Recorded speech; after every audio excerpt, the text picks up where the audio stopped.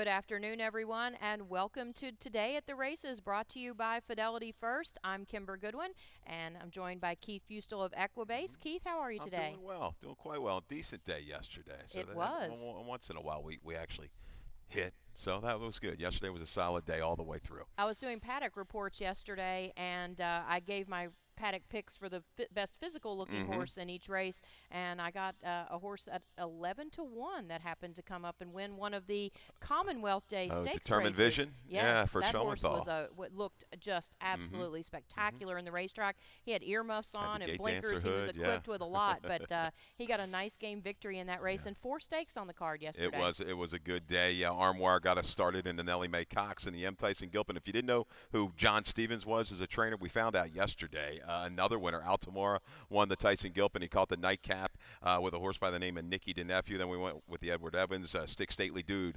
0 for 2 on the turf. Leading into that was facing really good competition. Got the job done there. And then the White Oak Farm. Another really good-looking horse. That was Shipper from Kieran McLaughlin's stable. Correct. In White Oak Farm, Determined Vision. A little squirrely into the far turn. Relaxed around the turn, but really dug in tenaciously that last 16th of a mile. Looked like he was going to give it up, but did not. Sheldon, a good ride there. Available, good try, too. Running second, had trouble 2 times into the turn and midway on the turn. And we have a beautiful sunny day. We've only had a couple of sunny weekends here in the last month and a half, but today we do have a really nice day. And coming up, we have a really nice event here. Of course, we have Maryland, known for crabs. Sure. We're going to have a crab feast here. This sounds amazing. Saturday, the 28th of July, here on the Grandstand Apron, brought to you in part by Jailbreak Brewing. $66, all included for all the crabs you can eat. That's actually a really good deal. That's a great deal. I was saying something to Stan the other day. We had this board up. We're just about a month away, so get there for the early bird pricing at $66. I mean, it's hard to go into a restaurant and get a dozen crabs for $66. We paid over $100 for a dozen of extra large crabs last week, so that's a great deal. Yeah. Sunday brunch is going on right now, 1 to 5, $27 a person. So if you aren't here yet and you're watching us via the live stream, come on out and get yourself your Bloody Marys, bottomless mimosas for $18, plus the brunch is always delicious. Yes. So join us here at Laurel for a great day of racing. Speaking of a great day, we have a track that's fast and a turf course that's firm today. We are 66 minutes from race number 1. It's going to be pretty hot today, upper 80s, low 90s, and welcome to that Maryland humidity. Exactly. It reared its ugly head today. I was walking in here today. I said, I don't think we're going to go for the jacket today. It's awfully hot. I think it's going to get up close to 90. No doubt humidity getting up there. Don't know the actual percentage. I know Dave Rodman will have that for us when he brings up the changes. I'm sure he will. And don't mind if horses just get a little bit hot in the paddock today. Yeah. It's understandable and expected with the humidity and heat that we're going to have today. Let's get right into it. Race number 1 on the card, 5 furlongs for $25,000 maidens. We have a nice carryover in the Super High Five, 68.58, and we do have a scratch out of the first race, so we only have 7 horses. Very hittable here for the Super High Five in the first. This will be a monster pot when it's all said and done. The bettors, they love jumping in on these 7-horse fields. That's the minimum. The betting interest is 7 betting interest, and you've got a favorite, a pretty stout favorite probably when it's all said and done. Todd Pletcher coming in 3 to 5 right now. I think the horse might float up just a little bit off of that, but try to go ahead and attack. Even a small piece of that pot is going to be good. Indeed. And we do have 2 pick 5s daily, that industry low takeout of 12%. We do not have a carryover, possible carryover in the late pick 5 today, but we do not have a carryover in the pick 5 today. So let's get into the first race on the card. We do have that 5 furlong race, scratch the 5, can't pass it up. And as you mentioned, a prohibitive favorite in race number 1 in the Todd Pletcher Shipper. Kitchen Soup. He doesn't ship very often to Laurel, but when he did, he was a winner in his only try. Yeah, Pletcher, the last couple of years, looking back, actually the last 5 years, he's 1 for 9 with 2-year-olds in Maryland, 6 for 9 in the money.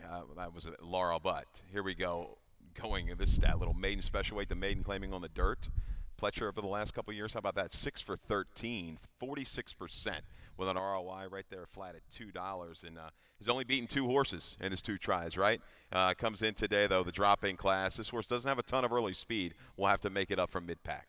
I would like to put my stat up for Todd Pletcher. I Okay. am 0 for 5,000 when I pick Todd Pletcher, and I am 0 for 5,000 when I bet against Todd Pletcher. So he's just one of those trainers that I just can't seem to ever win with. So in this race, I ended up going with the 6 Royal Pass. He's 50 to 1 right now. This is my long shot play of the day, and I'll tell you why.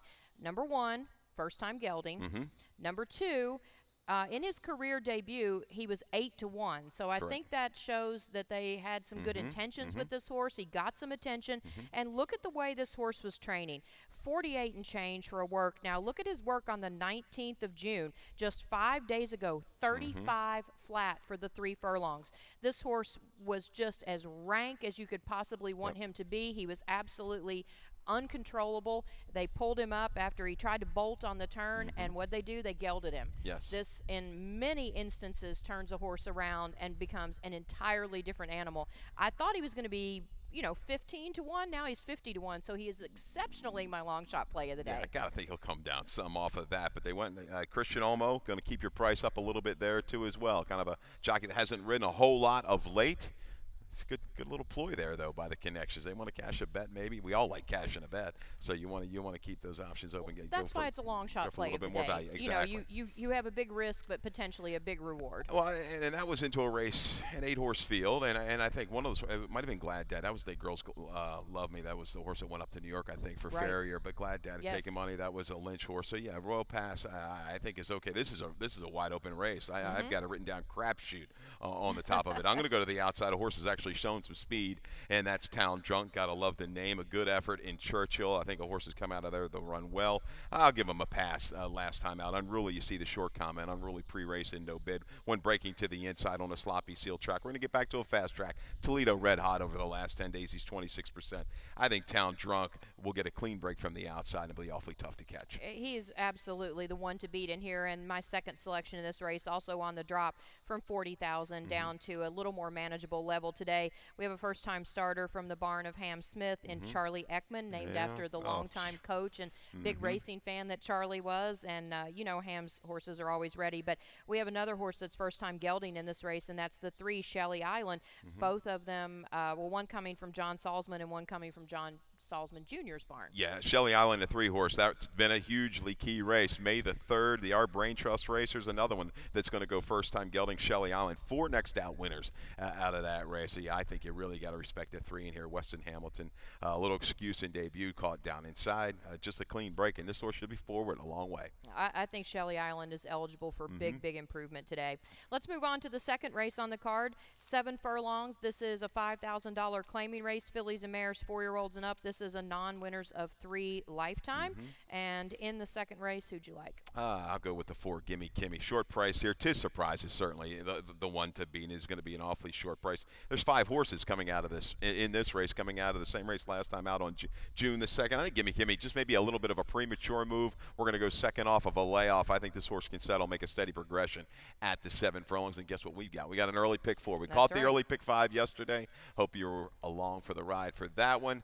We're going to try to take this down for a $24 ticket. In race 2, get you started with the 4 and the 6. Tis Surprise, going to be your favorite.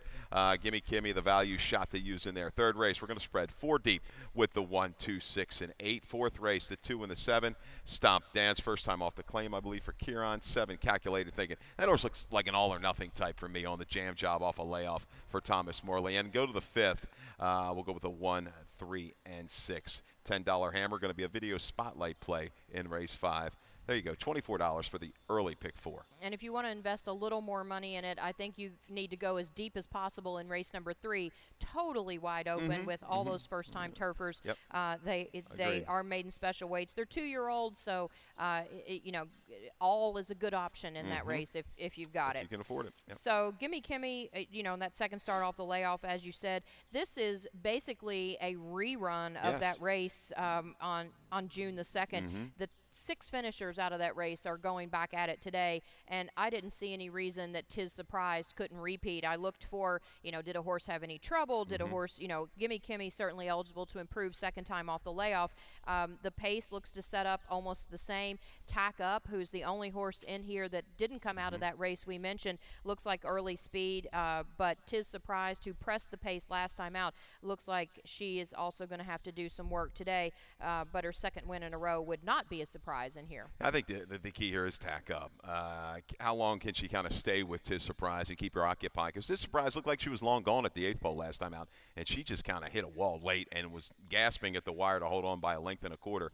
Now, here is a weird stat. You don't find too many negative stats for Gary Cap, and it's nothing against Gary, but we're gambling here and we're trying to make money. He's 0 for 9 the last 2 years with winners last out on the dirt, running for less than 10,000. So there's your stat. I mean, but this is the horse to beat, no doubt. I can't not use her in my multi-race gimmicks. I think just Gimme Kimmy is going to improve. Her best race is at 7. We're going to drop a little bit of weight. And this little bug rider, Ezekiel Laurel, gave a nice rating job on a horse the other day that I didn't think was going to be able to rate and close, and he did it. That was with Premier Event going at a mile. So I think Gimme Kimmy is going to be okay here with Ezekiel Laurel. All right, let's move along. Race number 3, we've already alluded to this, a wide open race, 5.5 furlongs on the turf for the maiden special weight 2-year-old fillies. And in race number 3, we do not have any scratches, and this is a really, really just absolutely wide open. But you have a video here for a horse that you've got an eye on. And we may have a video. I may have a stat as well. So whatever you guys want to throw up first is good for me. There we go. Let's go with the stat. It's going to be my top horse, the 2 Golden Ace is a first-time starter here for Anthony Margata by Golden Sense. Margata, the last 3 years, how about this? 5 for 14.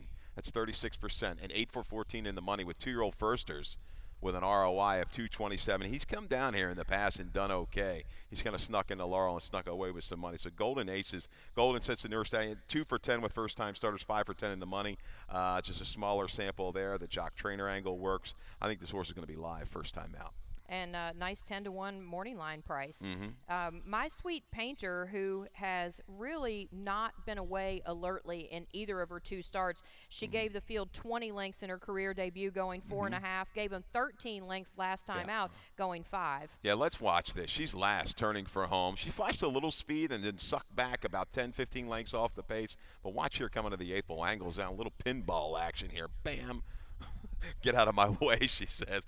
Straightens away and actually finishes it up well. We're going to follow this, I think, through the gallop out, and if we're not.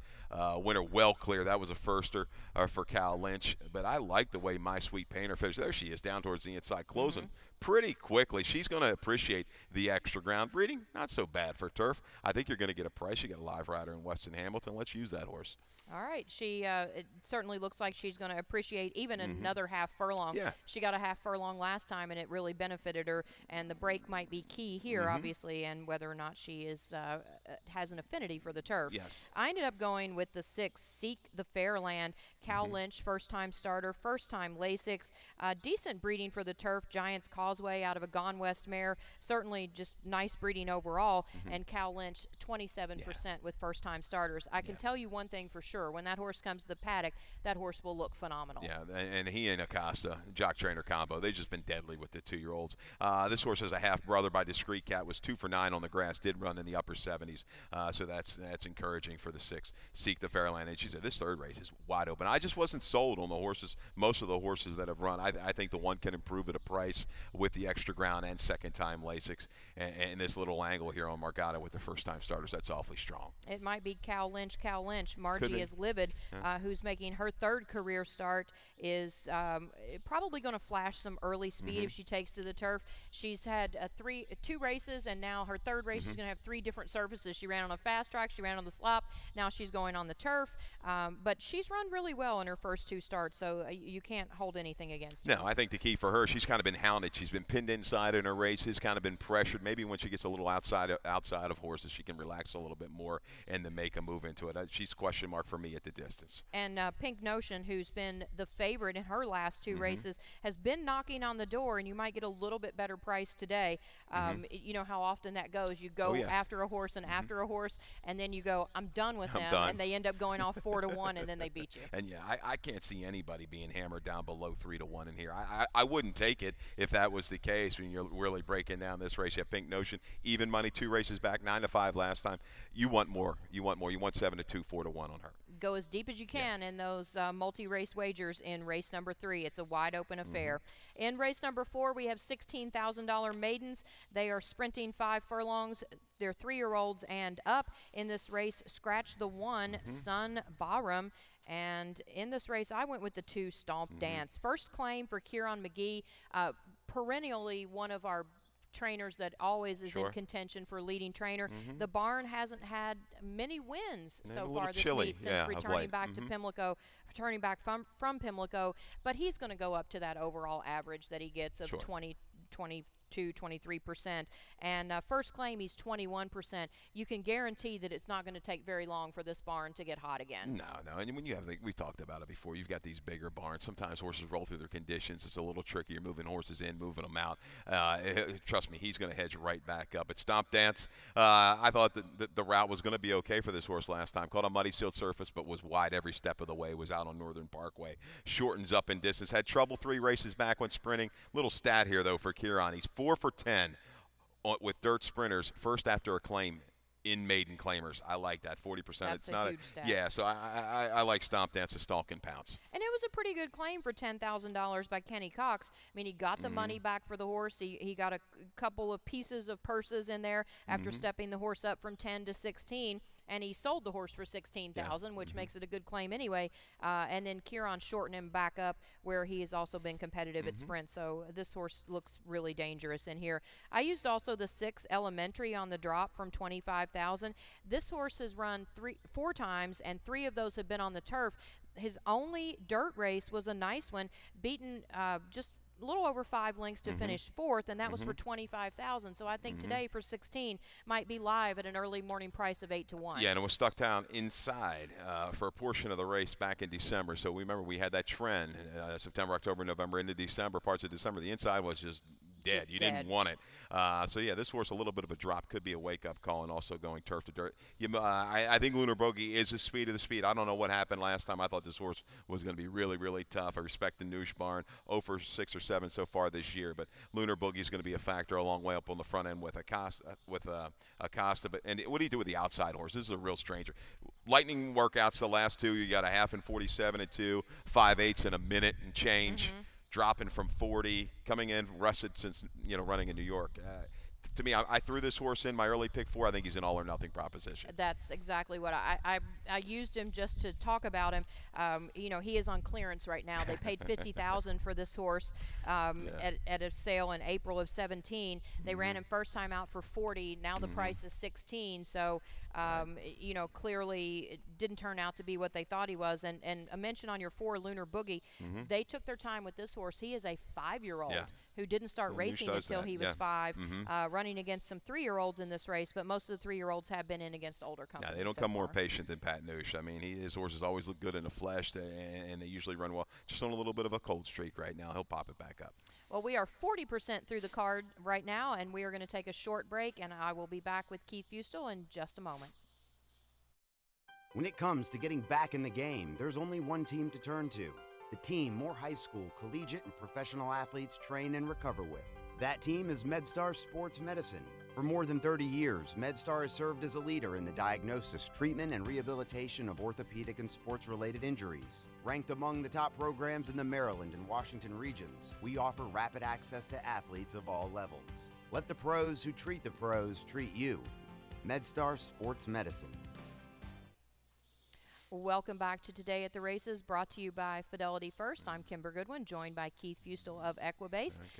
We have given, I was going to say we've given Stan Salter the day off, but we really haven't, because he's working anyway. Is he? He's at Timonium doing the sales. Oh, I didn't know that. Okay. Yes. All right. So, hi, Stan, if you can see us. It is Rainbow Pick 6 time in race number 5. We have a small carryover of $630, so jump right back in for 20 cents. You can have the whole pot. Nice.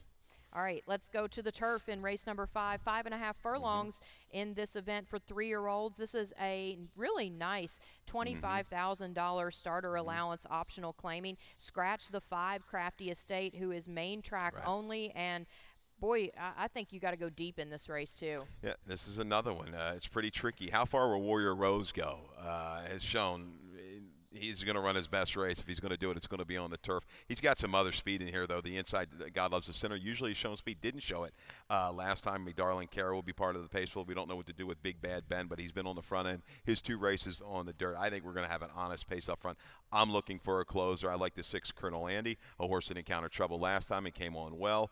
Smoking Hot Factor was a first-time gelding off the layoff, and he scored with a big run. Had a good setup as well. So both of these horses are looking for a setup. Colonel Andy a little bit of an edge because he made a nice move into a horse that just dictated the pace. So we've got video from the June 10th race because my price user in here is the 3 $10 Hammer. We need to talk about $10 Hammer and Colonel Andy because Colonel they both Andy. came out of the same race. Yeah, you're going to see Colonel Andy. He was, what, the 4 or the 5 that day? But I'm going to concentrate on the 3 first. He's the horse in last going into the turn. A little steady early. There you go, a little check.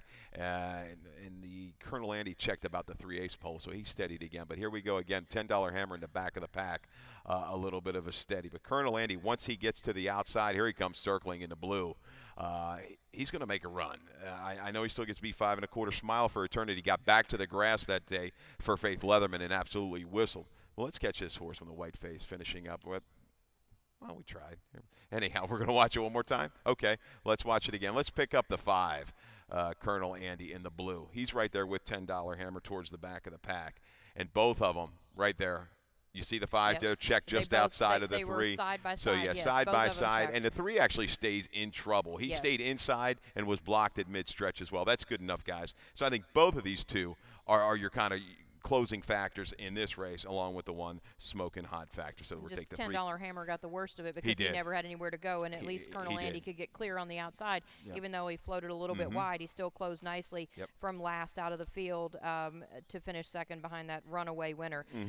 Smoking Hot Factor was, as you said, really it was a good race last time out. Again, coming from off the pace, and I think you're right. There's tons of early speed that's potential in here, and Smoking Hot Factor, as you said, first time gelding, that handicapping angle just can never be overlooked. It just it makes a world of difference in these horses sometimes. But Big Bad Ben is, as you said, the biggest question mark in here with the first time turf and whether or not he'll show speed. But that work on the turf around the dogs was really nice. So if that's an indication, this horse who's 20-1 in the morning line, maybe you want to use in your multi-race wagers. He's going to be a big, big price, no doubt about it. And going back to the one real quick for Rodney Jenkins, you look at the family.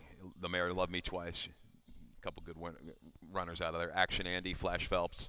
You like the protect move that they did last time, too. So his first time gelding off of a layoff, was in for 25 prior to that. So no. He's showing a lot more. So Smoking Hot Factor on the way up for Rodney Jenkins. Yeah, and today is the optional $25,000. So even though he broke his maiden for 40, still eligible for that condition, which makes him exceptionally dangerous. And Me Darling Cara also coming out of that $40,000 level as well. So it's pretty deep here in race number 5. That's a good race. Me Darling Cara, Ken Stalk can make a move into it, but it's going to be the last 16th of Mile. I think you're going to see a really good, kind of a blanket finish on this one.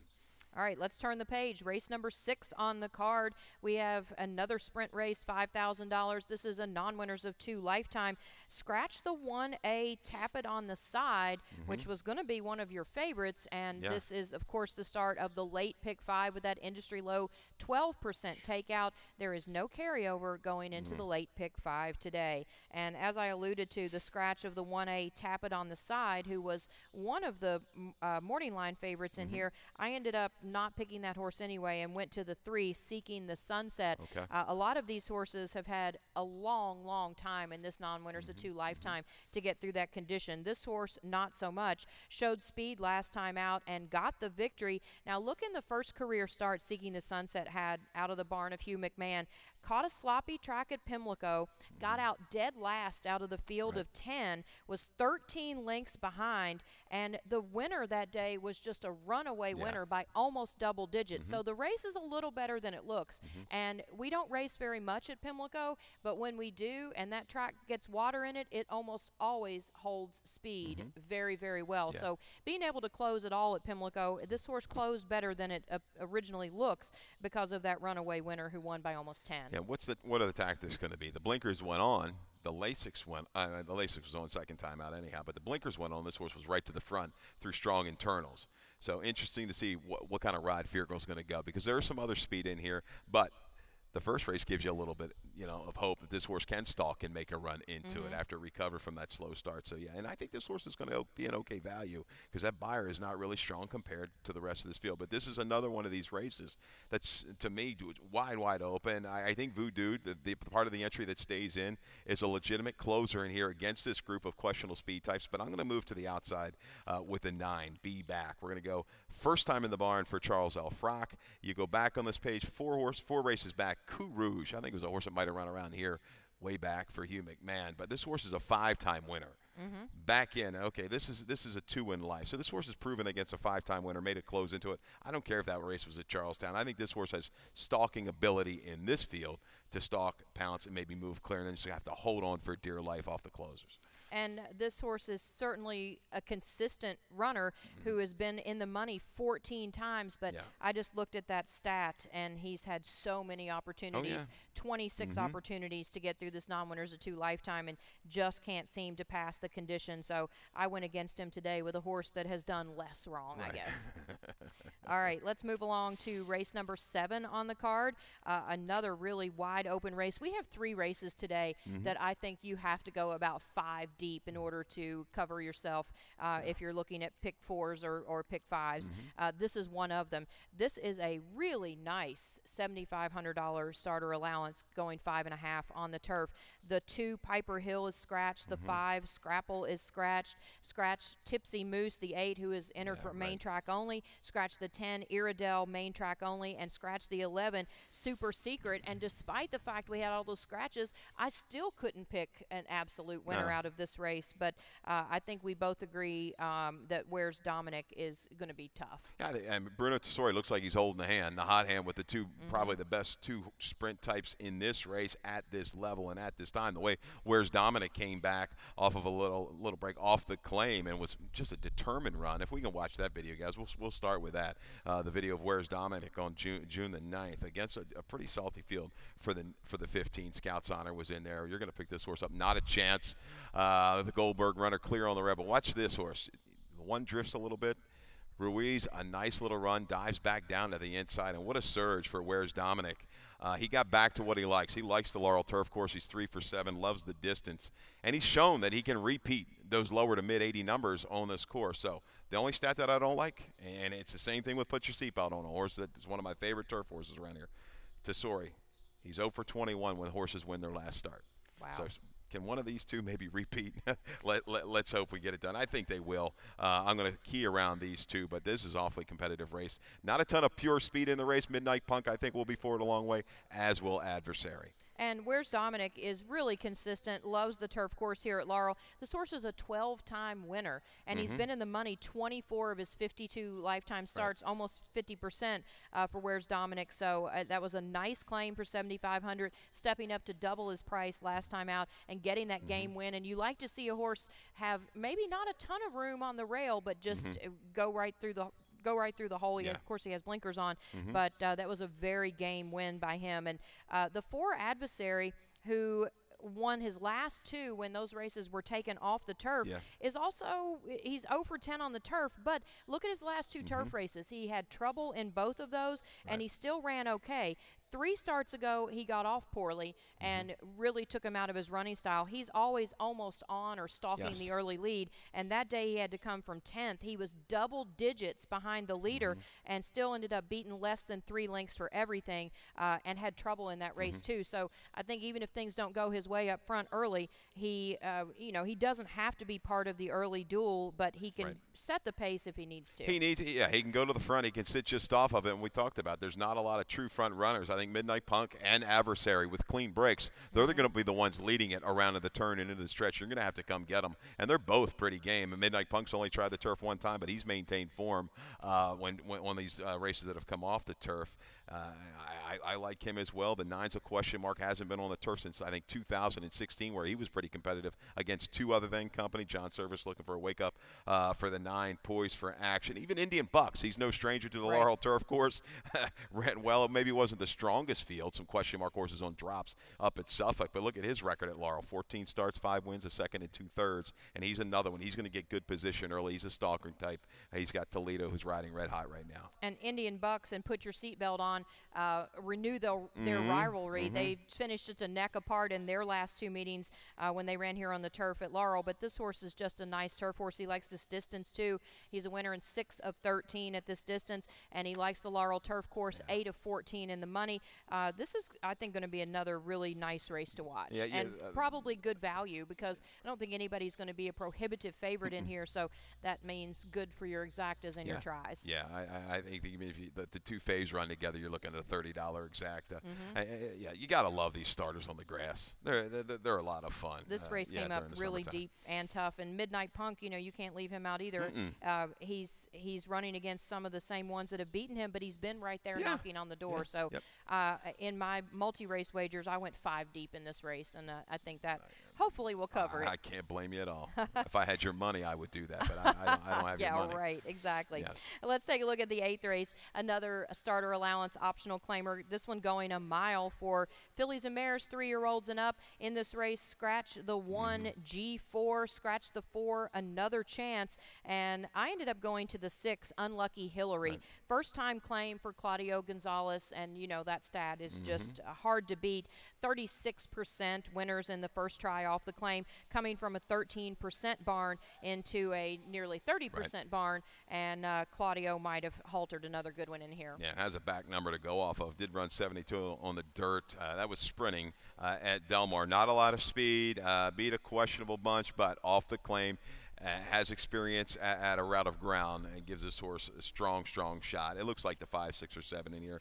2 and 3 or longer shots are going to have to move it up a little bit. Hot Frisia, tepid. You put this horse back on top. I just think, another one. They protected last time. They've been running this horse, this filly, for the tag. No, not last time.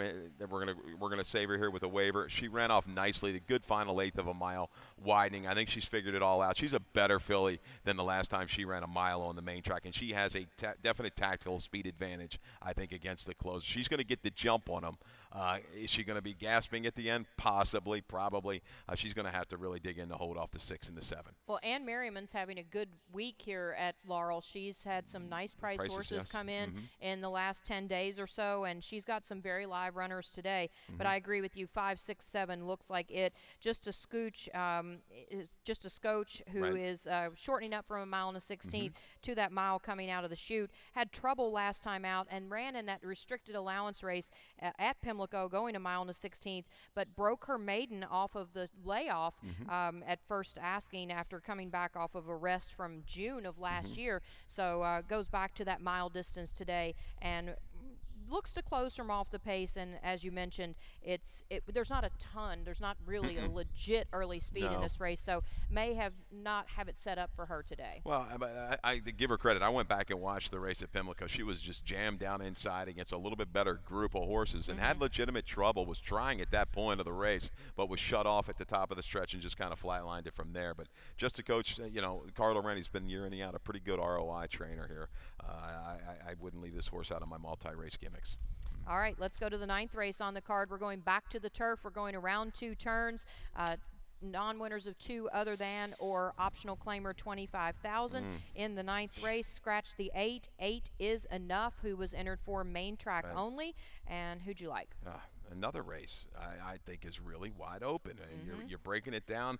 I'll go with Intrepid Citizen. Here's my positive stat here for the day for Gary. Here we go. 3 for 9, third after a layoff in turf routes over the last couple of years with an ROI of over $5. Intrepid Citizen is a horse that really likes the Laurel turf course. I think he just needs to be a little bit closer turning for home. I think he will. Third start back. He's going to get a little bit. He's got a more stamina built up. He can get put into the race a little sooner. Santana can get him into position, quarter pole, grind it home from off the pace. I like Intrepid Citizen. And Alive is going to be responsible for the pace along with the 5 Trilogy or the 9 Twin Valor.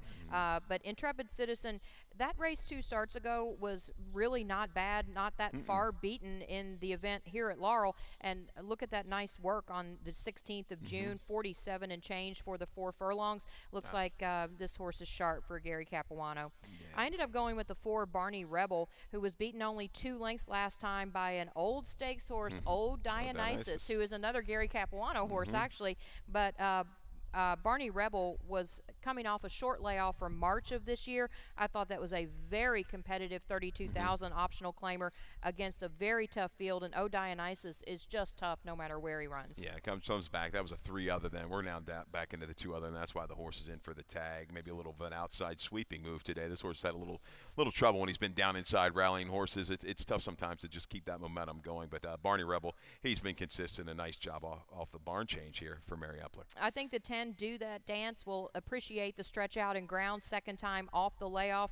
It's hard to bring a horse off of a lengthy layoff and go a mile and a 16th, which is what Phil Schoenthal did with this horse when he came back in April, and he still ran a really nice race. He shortened him up to a sprint last time out. He tried to rally from dead last out of the field of 10, and I think going back around 2 turns today, this horse is pretty dangerous. He's that horse that's going to sneak away at a fair price, I think, drawn outside, but he's certainly capable at this level. I think that sprint's going to put him a little bit closer in here. Once again, you break it down, not a lot of true quality speed. Right.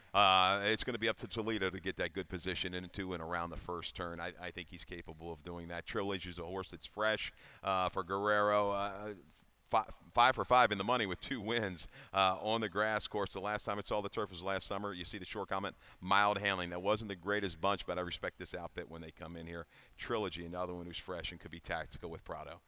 We are at the last race of the day. Good. All 10th right. race on the 10th card. race. Another turf affair. Maidens 40,000, and this also has potential to be a waiver race, which some of these horses that are Maryland breds are running on waivers. And one of those is the horse that I picked in here, and that was the 3 Keneal Bay, who closed nicely last time to be beaten only a length. A couple of these are coming out of the same race. This horse has just been knocking on the door on the turf. He's been in the money 4 out of 5, and it looks like a drop because he's coming out of maiden special weight, running in a maiden 40, but he's running on waivers, so he gets a little bit easier field, but still stays protected. And he comes out of the race on June the 8th. Rail Master is also out of that race for Ann Merriman. Go to the outside with the 9. Let's talk about Rail Master. Broke a little slow and was used into a very quick pace. That's probably what caused that horse to flatten out a little bit late. I think the 9 with a good break is going to be right there a long, long way around the pace. But I'll take a shot with it, too. I've been chasing this horse. Call Me Cowboy for Eddie Coletti off of a layoff from February to June last time. A little fade on the main track. We're going to transition to the turf where the stallion, Morning Line, it's with 20% of his runners when they hit the grass for the first time. Let's take a shot with Call Me Cowboy. Got a live rider in Johan Rosado. This guy works strong on the lead. He's a pretty strong rider here, the 5-pound apprentice. I think Call Me Cowboy, the one to catch in the nightcap.